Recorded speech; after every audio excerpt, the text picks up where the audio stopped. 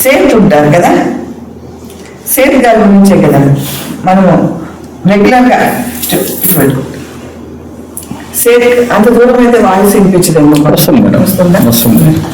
సేట్ గారి గురించి మనం రెగ్యులర్గా చెప్పుకుంటుంటాం కదండి. ఒక దగ్గర చెప్తానండి, అంటే నేను మన క్లాసెస్ లో మనం కొంచెం హీలర్స్ లెక్క కూడా రెడీ కావాలా, అవునా కదా? హీలర్స్ లెక్క కూడా రెడీ కావాలి కదా. కొంచెం కొంచెం హీలింగ్స్ మనము నేర్చుకోవాలి. మన గురించి మనము బాడీని ఎట్లా హీల్ చేసుకోవాలో మన చుట్టుపక్కల వాళ్ళకి కూడా, ఇమ్మీడియట్ వాళ్ళని కూడా మనం ఉపయోగపడాలి. మనం చేసే ధ్యానము ప్రాక్టీస్ రూపంలో, ప్రాక్టికల్ రూపంలో, ఒక మేనిఫెస్టేషన్ లో కూడా సిద్ధించాలి, అవునా కదా? దానిని చూసుకోవడానికి అని చెప్పి మీకు ఈరోజు అంటే మనం అన్ని చేస్తూనే ఉన్నామండి. సూర్యత్రాటకము ఇవన్నీ చేస్తూనే ఉన్నాం.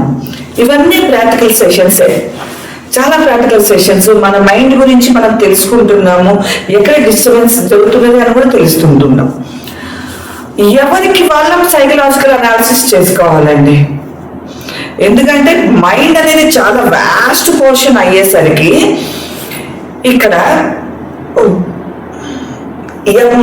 మనం ప్రపంచంలో ఉన్న నేను బానుకో లేకపోతే శాంతికో సైకలాజికల్ అనాలిసిస్ చేయడానికి పోతే అది పేజీలు రాస్తున్నట్టే. ఇప్పుడు ఒక ఎంటర్ రాగానే మళ్ళీ రేపు ఇంకొకటి స్టార్ట్ అవుతుంది. అలా కాకుండా ఎవరికి వాళ్ళం చేయగలిగితే ఒకసారి ఇది ఆలోచించండి. దానికి కొన్ని విధి విధానాలని గురువుగారు మనకు చెప్పిస్తుంటారు. దాంతోపాటు మనం డిస్టర్బెన్స్ కలిగించకుండా, ప్రకృతికి డిస్టర్బెన్స్ కలిగించుకోకుండా, మన చుట్టుపక్కల వాళ్ళకి డిస్టర్బెన్సెస్ లేకుండా మనం కూడా కొన్ని ప్రాక్టీసెస్ చిన్నవే చేసుకుంటూ ఉన్నాం. తద్వారా ఏమవుతుందంటే మనకు సులభం అవుతుందండి. గురుగారు ఎప్పుడైనా సరే వచ్చి చెప్పినప్పుడు, ఏదైనా సరే ఒక విషయం చెప్పినప్పుడు ఆకలింపు చేసుకోవడానికి ఈజీ అవుతుంది. లేకపోతే ఏంటంటే ఆయన చాలా జోకులు వేస్తారండి. ఆయన ఎక్స్పీరియన్సెస్ నిన్నటిది ఉన్నది కాదు కదా, నెల 2 నెలల ముందుది కాదు కదా వాళ్ళ ఎక్స్పీరియన్స్. అవి ఎన్నో సంవత్సరాల నుంచి వాళ్ళ సంవత్సరాలు కదా, అవి ఎన్ని సంవత్సరాలు కూడా చెప్పడానికి కుదరదు. వాళ్ళ ఎక్స్పీరియన్సెస్, ఆ ఎక్స్పీరియన్సెస్ లో చెప్తూ ఏమవుతుంది తెలిసిందా, ఒక రకమైన మాయలో పడిపోతాం తెలుసా. మనము గురువుల దగ్గర మాయలో పడినంత ఇంకొక దగ్గర పడిపోము. నిజం, చాలా తొందరగా మాయలో పడిపోతాం. వాళ్ళు అంతగా మాయలో పడించేంత నిష్ణాతులు. ఎక్స్పీరియన్స్ పైన చెప్తున్నానండి, మాయలో పడద్దు. ఎందుకంటే కొంతమందిని చూశాను కదా, మా కళ్ళారా చూసాను. ఎన్ని రోజుల నుంచి గురువు గారి దగ్గర ఉన్నప్పుడు కూడా దానిని మిస్ అయిపోయారు, మిస్ అయిపోయారు. మళ్ళా వెళ్ళి చెప్పిన, అయ్యో అండి ఇట్లా కాదు, ఇది ఇట్లా ఉంది అని చెప్పినా కూడా ఈగో తెలుసుకోలేదు, ఈగో ఒప్పుకోదు, తెలుసుకోదు. సో ఇటువంటి ఈగో డిస్టర్బెన్సెస్ ఏమీ లేకుండా ఉండడానికి కొన్ని ప్రాక్టీసెస్ చేద్దాం. తద్వారా చిన్న హీలింగ్స్ అందరికీ వస్తాయి. మనం కూర్చొని మనకు ఏది ఒక దగ్గర ఇబ్బంది ఉంది, మన శరీరంలోనే ఇప్పుడు తలకాయ నొప్పి ఉంది, పోనీ ఇక్కడెక్కడైనా సరే చేయి నొప్పి వచ్చింది, దాన్ని ఏ విధంగా క్లియర్ చేసుకోవాలి అనేది కూడా ఒక ప్రాక్టికల్ సెషన్ లోనే నడుద్దాం. ప్రాక్టీస్ చేసుకుంటూనే ఉందాం. ఇది ఓకేనా? ఏది కూడా కష్టపడేటట్టు నేనేది చెప్పనండి. మీరేమి కష్టపడిపోయేటట్టు దాంట్లో సంవత్సరాలు ఉండేటట్టు ఉండదు. సింపుల్ గానే ప్రాక్టీస్ చేసుకుంటూ మనం ఏం చేయాలి, మన ఆలోచన తీరు ఎక్కడ డిస్టర్బెన్స్ అవుతున్నది, దానిని మనం ఏ విధంగా మార్చుకోవచ్చు అట్లా చూద్దాం. ఓకే,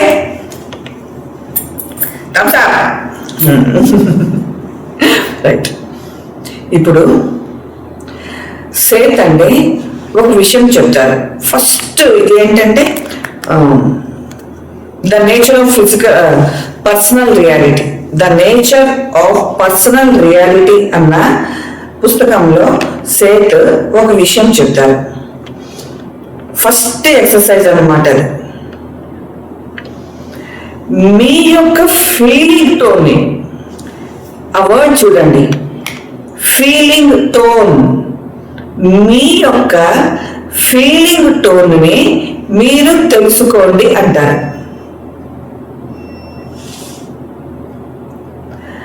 దాన్ని తెలుసుకోవడానికి ఆయన టెక్నిక్ కూడా మీకు చెప్తారండి.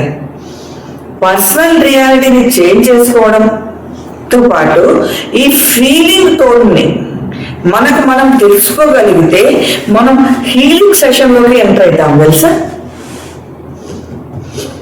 నేను కొంతమందికి హీలింగ్స్ చేస్తుంటానండి, కొంతమందికి చేస్తుంటాను, నాకు మంచి రిజల్ట్స్ కూడా వస్తుంటాయి. అమెరికా నుంచి నా ఫ్రెండ్ ఒక అమ్మాయి పేరు కూడా శ్రవంతినే. ఫస్ట్ టైం తను మేడం అని కదా, సారీ నీలిమా, నాకు ఇట్లా ఇబ్బంది ఉంది. ఎట్లా అంటే నేను ఇక్కడి నుంచి ఆ స్ట్రాంగ్ ఇంటెన్షన్ తెలిసిందా, స్ట్రాంగ్ ఇంటెన్షన్ అది యూజ్ చేసుకున్నప్పుడు తనకు ఆ సమస్య తీరిందండి. వాళ్ళ పాపకి, శ్రవంతి వాళ్ళ పాపకి ఆటిజం అని చెప్పేసి డయాగ్నోస్ చేశారు. ఆటిజం అని డయాగ్నోస్ చేస్తే ఇక్కడి నుంచి వాళ్ళు అమెరికాలో ఉంటారు, నేను ఇక్కడి నుంచి క్లియర్ చేశాను. తెలుసా, చిన్న పాప అప్పుడు అంటే నాకు ఈ సమస్య ఉంది అని చెప్పినప్పుడు తనకి 4.5 or 5 years ఏజ్. నేను ఇక్కడి నుంచి క్లియర్ చేశానండి.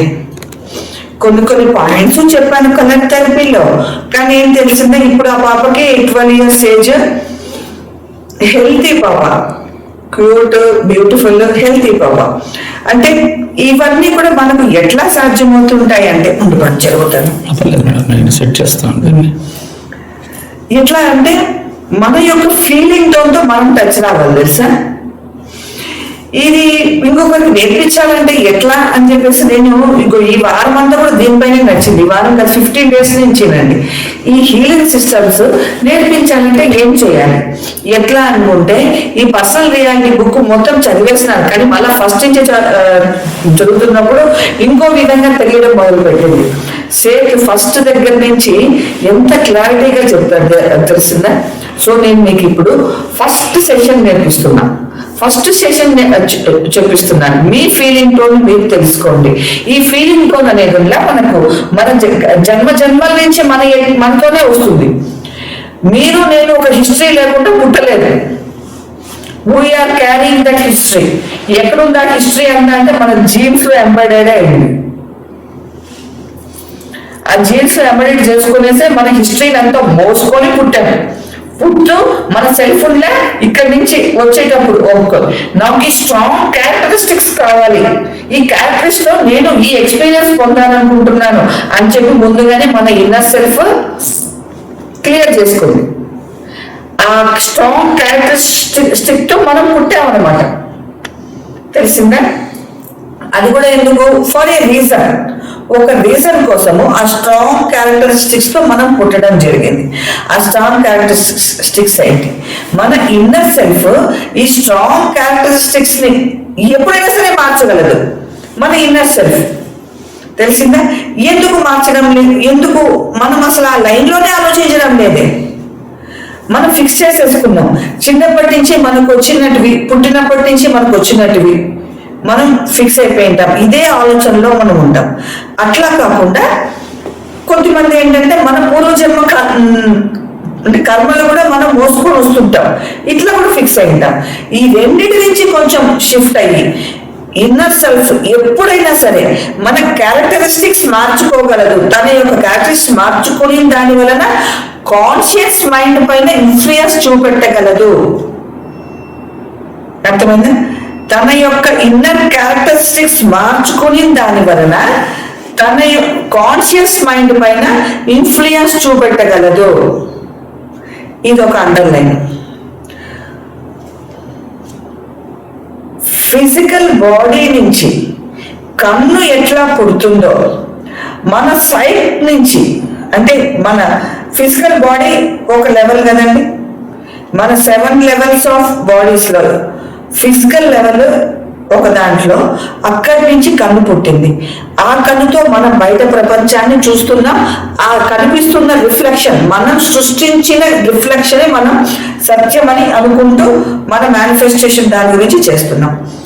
అట్లనే సైక్ గురించి పుట్టేది ఈగో. ఫిజికల్ బాడీ కన్ను, సైకలాజికల్ బాడీ నుంచి పుట్టేది ఈగో.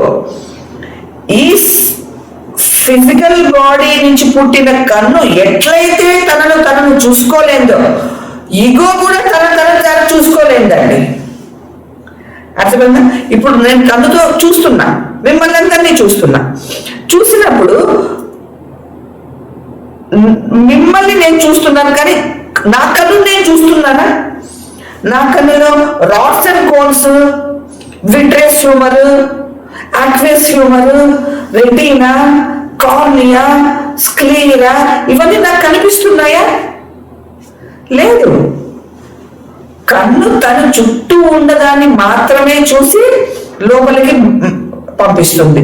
ఈగో కూడా అంతే, తన చుట్టుపక్కల ఉన్న దాన్ని గమనిస్తూ తనకి ఏం కావాలో అదే ఫిల్టర్ చేసి కాన్షియస్ మైండ్కి ఇస్తుంది అనమాట. కాన్షియస్ మైండ్ ఒక సైకలాజికల్ స్ట్రక్చర్, దానికి ఈగో పుట్టేది ఇంకొక సైకలాజికల్ స్ట్రక్చర్. సో మనకి ఇప్పుడు ఏదైనా సరే మార్పు కావాలి అంటే ఎట్లా తెలిసిందా? సింపుల్ గా, కన్ను ఎట్లయితే తనను తాను చూసుకోలేదో, ఈగో కూడా తనను తాను చూసుకోలేదు. What we are seeing is the reflection. Ego కూడా ఏమి చూడగలదు అంటే రిఫ్లెక్షన్. మన చుట్టుపక్కల మేనిఫెస్టేషన్స్ లో మిస్టేక్ ఏమన్నా సరే జరుగుతూ ఉంటే మనం వెంటనే we have to alert. Okay, ఇది ego, it is giving different materials to the conscious mind. Conscious mind కి వేరే మెటీరియల్స్ ఇస్తున్నది, తద్వారా మేనిఫెస్టేషన్ అంతా కూడా చెడిపోతున్నది. I need to filter it. అది ఎప్పటికప్పుడు ఎగ్జామిన్ చేసుకుంటూ ఉండాలి. దీనికి మనం ఏదైతే ముందు నుంచి పుచ్చుకొని వచ్చినామో, ఫీలింగ్ టోన్ అని చెప్పాను కదా, సేఫ్ చెప్పారు అనేసి, ఫీలింగ్ టోన్, ఆ ఫీలింగ్ టోన్ ని గమనించుకోవడం. మీ ఫీలింగ్ టోన్ ఏముందో గమనించుకోండి అంటారు. అక్కడి నుంచే ఈగో పుడుతుంది. 5 years బ్యాక్ ఉన్న ఈగో ఇప్పుడు ఉందా చెప్పండి?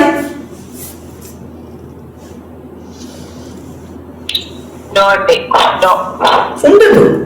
5 years ముందర ఏ ఈగో ఉందో ఇప్పుడు ఉండదు. Continuous changing. 5 years ముందర మనం ఎట్లయితే పర్సెప్షన్ తో చూసామో ఇప్పుడు అదే పర్సెప్షన్ తో మనం చూస్తామా? చూడలేము. మన పర్సెప్షన్ విజన్స్ చేంజ్ అవుతుంటాయి, మన ఈగో చేంజ్ అయిపోతుంటుంది, నిత్యం మారుతూ ఉంటుంది. సో కాన్షియస్ మైండ్ దగ్గర ఉండే మెటీరియల్స్ కూడా, what are the contents of the conscious mind last session లో మాట్లాడుకున్నాం కదా, ఆ కంటెంట్స్ కూడా మారిపోతుంటాయి. తెలిసిందా? సో ఈగోని అవుట్ సైడ్ వరల్డే కాకుండా కొంచెం ఇన్నర్ సైడ్ చూసుకోమా అని చెప్పగలగాలి. చూస్తుందండి అవుట్ సైడ్ వరల్డ్. కిటికీలో నుంచి ఎప్పుడు బయటే 24 గంటలు బయట చూసేది కాదు. 24 గంటలు నాకు అట్లా అని కాదు, ఒకసారి ఇన్నర్ సైడ్ కూడా చూడు. ఏమి కాన్షియస్ మైండ్కి ఏమి ఇస్తావు? మెటీరియల్స్ ఇవ్వు. ఈగో సప్లై చేస్తుంది కాన్షియస్ మైండ్కి మెటీరియల్స్. ఒకసారి ఇన్నర్ సెల్ఫ్ వైపు చూడు. అంటే మన లోపల ఉన్న ఇన్నర్ సెల్ఫ్ లో మనం ఏదుంది, మన ఫీలింగ్ తోని చూడండి అంటాడు సేట్. సింపుల్ అండి. ఈ మన ఫీలింగ్ తోని మనం తెలుసుకోవాలనుకుంటే ఖచ్చితంగా రోజుకి 5 నిమిషాలు అయినా సరే ఫ్రీ టైంలో ఎప్పుడైనా సరే కూర్చొని ఒక్కసారి, దానికి ఏం మెడిటేషన్ అనే పేరు కూడా పెట్టుకోవద్దంటాడండి ఆయన. మెడిటేషన్ అన్న పేరు కూడా ఏది పెట్టుకోవద్దు అంటారు. ఏం తెలిసిందా? కూర్చొని గమ్మన మీకు మీరు అబ్జర్వ్ చేయండి. జస్ట్ అబ్జర్వ్ మిమ్మల్ని మీరు.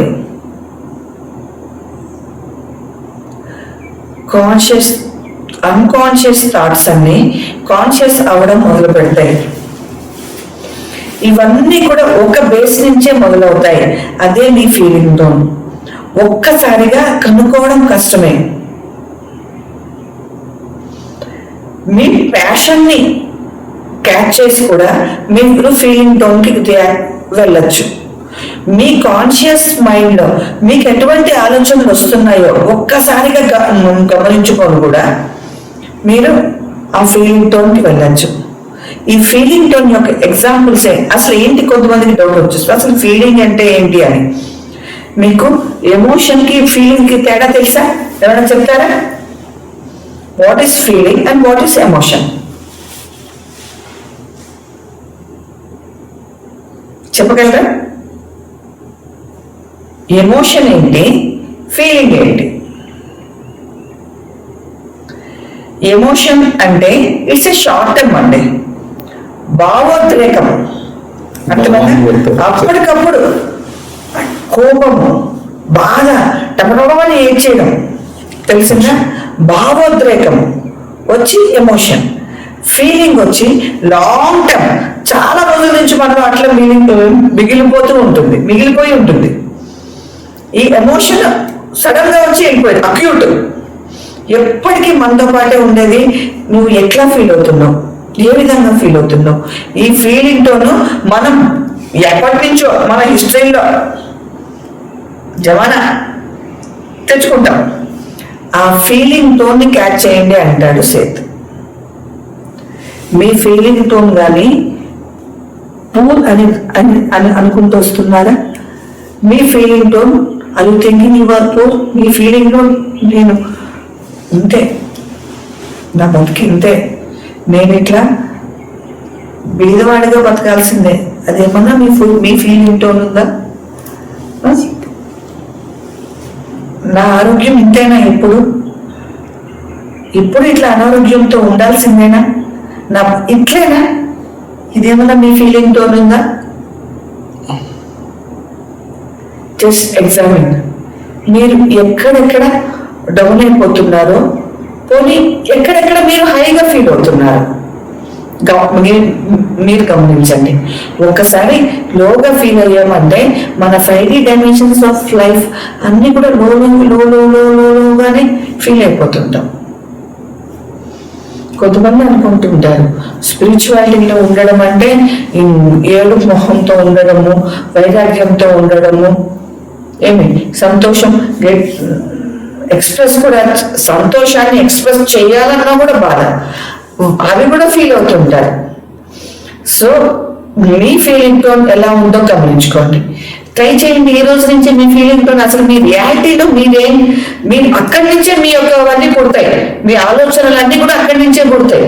ఈ ఫీలింగ్ నుంచే థాట్స్ అట్రాక్ట్ చేస్తుంది ఈ ఫీలింగ్ టోన్ అనేది. ఆ ఫీలింగ్ టోన్ గురించి ఒక్కసారి ఆలోచించండి. రోజుకి ఏదో ఒక టైంలో ఒక్కసారిగా ఆలోచించినప్పుడు, మొన్న ఒక వీడియో చూస్తున్నానండి, ఆయన Charles hertz, NCI national C అంటే కార్పొరేషన్ ఆఫ్ ఇన్వెస్టిగేషన్ ఏదో ఉంది, మైండ్ గురించి చాలా ఇన్వెస్టిగేట్ చేస్తుంటారండి, చాలా బాగుంటాయి. చార్లెస్ హర్ట్జ్ ఆయన పేరు. ఆయన వీడియో చూస్తున్నాను, ఆయన ఎంత డీప్గా వెళ్ళిపోతున్నాడంటే ఒక్కసారిగా ఉండలే ఇలా ఊరికే కానీ చెప్పకుండా సింపుల్ గా చెప్పుకుంటా ఏం తలకాయ తింటున్నాడు అని ఒక ఆలోచన ఇట్లా టక్కన పుట్టుకొని వచ్చింది అనమాట. వెంటనే ఆఫ్ చేసుకొని అసలు ఈ ఆలోచన నాకు ఎందుకు వచ్చింది, ఆయన నాకు ఆలోచనలో ఎంత సహాయపడుతున్నాడు, నేను నిజంగానే ఈ ఆలోచనని విసుగు వల్ల వచ్చిందా, లేకపోతే ఆయన చాలా గొప్పగా చెప్తున్నాడు అన్న ఈర్ష్య వల్ల వచ్చిందా అని ఆలోచించానండి. నిజం, ఈర్ష్య వల్ల వచ్చిందా అనేసి నాకు ఒకసారి ఆలోచించినప్పుడు, అసలు ఎందుకు నేను మామూలుగా అట్లా విసుక్కునే తత్వం నాది కాదు కదా, అట్లా విసుగు వచ్చింది ఎక్కడి నుంచి వచ్చిందని చూస్తే అని చెప్పి అద్భుతంగా నిజంగానే నాకు ఒక టైప్ ఆఫ్ అసూయ, ఈర్ష్య వచ్చింది తెలుసా. ఇంత అద్భుతంగా ఆయన తెలుసుకుంటున్నాడే, ఇంత అద్భుతంగా ఆయన మైండ్ తెలుసుకొని ఇట్లా చెప్తున్నాడు కదా, అది టక్కన కొట్టింది. ఆ ఈగో అనేది ఉంది చూసారా, ఆ ఈగో యొక్క అవుట్వర్డ్ టక్కని నేను నా కాన్షియస్ మైండ్ కాట్ చేసింది. ఓకే, నేను ఈ విషయంలో కొంచెం కేర్ఫుల్గా ఉండాలి అనేసి. కేర్ఫుల్గా ఉండాలంటే ఏం చేయాల్సిన అవసరం లేదు, ఆ ఈర్ష్యని నేను గమనించాను. అంటే ఏంటి? Awareness is light. ఎప్పుడైతే ఆ ఈర్ష్యను నేను గమనించానో నాలో నుంచి, నా యొక్క అవేర్నెస్ ఒక లైట్లో ఆ ఈర్ష్య భస్మమైపోతుంది. నాకు మళ్ళా ఆయన చూస్తే ఆ నెగిటివ్ ఫీలింగ్ అనేది మళ్ళీ రాలేదండి. మళ్ళీ గుర్తుపెట్టుకొని ఆయన చెప్పిందంతా కూడా నోట్స్ రాసుకొని thanked him with the feeling of gratitude. ఆ ఫీలింగ్ టోన్ కొంతమందిలో ఈర్ష్య ఉంటుంది, అన్నిటికీ నెగిటివ్ గానే చూడటం. కొంతమందికి వీటిల్లో అసూయ ద్వేషాల్లో ఉంటుంది. ఈ ఫీలింగ్ టోన్ ని మార్చగలిగే శక్తి ఎవరిది? సెల్ఫ్ది. ఇంతకు ముందే చెప్పాను, మీ నెగిటివ్ క్యారెక్టర్స్ ని కూడా ఎప్పటికప్పుడు మీరు ఎన్ని జన్మల నుంచి అన్నా సరే తెచ్చుకొని ఉండండి, దాన్ని మార్చగలిగిన శక్తి ఇన్నర్ సెల్ఫ్ ఉంటుంది. ఎప్పుడైనా సరే ఇట్లా గురువులు అనుకోండి, ఇట్లా చిటికేసి మార్చేస్తారు. కానీ మనం కొంచెం వాళ్ళ దగ్గరికి వెళ్ళడానికి కొంచెం ట్రైల్ చేస్తూ కష్టపడతాం. కష్టపడేది కాదు, ట్రైల్ చేస్తూ ఉన్నాం. ఓకేనా? మీరు కనుక్కోండి మీ యొక్క ఏమిటి లేదు వాళ్ళు అదే అసలు మీ యొక్క ఫీలింగ్ టోన్ ఏమిటి, ఇది కనుక్కోవడం మీదే. పక్కన వాళ్ళు కనుక్కోలేరండి, మీకు మీరే కనుక్కోగలరు. మనము మన యొక్క ఆలోచనలు, మన కాన్షియస్ థాట్స్ పాలిటిక్స్ పరంగా ఎట్లుంటున్నాయి, ఫుడ్ పరంగా ఎట్లుంటున్నాయి, పక్కింటోళ్ళ పరంగా ఎట్లుంటాయని చెప్పేసి ఈజీగా మనం కనుక్కోలేయచ్చు పక్కన వాళ్ళ పరంగా. కానీ మన పరంగా మనం కనుక్కోవాల్సినప్పుడు we need to give some time. We have to invest ఒక టైంని ఇన్వెస్ట్ చేయాలి, కొంచెం ఎనర్జీస్ని ఇన్వెస్ట్ చేయాలి.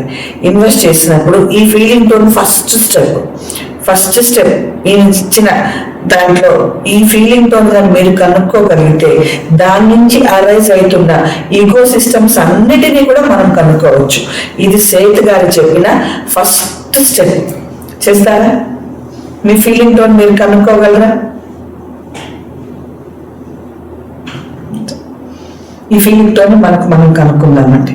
తద్వారా చాలా ఈజీగా నెక్స్ట్ లెవెల్ మన స్థితిని పెంచుకోవడానికి గురువులు ఉన్నారు, అనుగ్రహిస్తారు. తప్పకుండా అనుగ్రహిస్తారు. ఓకేనా? రైట్. ఈ సత్సంగంలో మీకేమైనా సరే డౌట్లు వచ్చినాయంటే చెప్పండి.